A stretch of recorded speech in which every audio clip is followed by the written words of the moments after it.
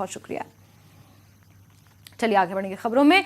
हिमाचल प्रदेश में विधानसभा चुनाव मतगणना को लेकर लगभग हर जगह तैयारियां पूरी हो चुकी हैं। वहीं नाहन के 5 विधानसभा क्षेत्रों में 5 मतगणना केंद्र बनाए गए हैं।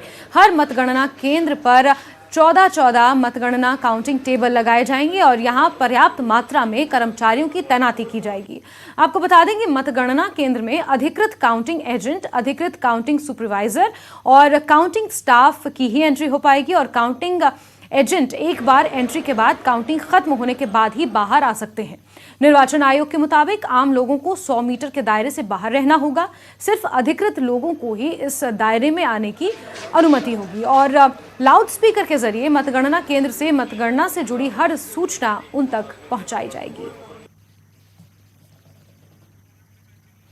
वहीं मतगणना के लिए सोलन में भी प्रशासन ने पूरी तैयारियां कर ली हैं। डीसी सोलन और जिला निर्वाचन अधिकारी कृतिका कुलहरी ने बताया कि 25 नवंबर तक मतगणना के लिए डेटा इकट्ठा किया जा रहा है। 1 दिसंबर को काउंटिंग स्टाफ की पहली रैंडमाइजेशन की जाएगी, जबकि 7 दिसंबर को दूसरी रैंडमाइजेशन और 8 दिसंबर को सुबह 5 बजे अंतिम रैंडमाइजेशन की जाएगी। सोलन में काउंटिंग के लिए करीब 400 कर्मचारी तैनात रहेंगे।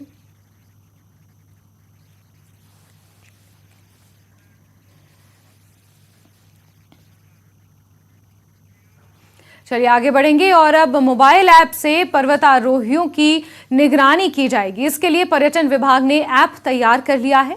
इस ऐप में पर्वतारोहियों को ट्रैकिंग रूट्स की जानकारी मिलेगी और इस ऐप में पंजीकरण के बाद आपदा की स्थिति में पर्वतारोहियों का बचाव कार्य तुरंत शुरू किया जा सकेगा। पर्वतारोहियों के लिए इस ऐप का लिंक पर्यटन विभाग की आधिकारिक वेबसाइट पर उपलब्ध करवाया गया है।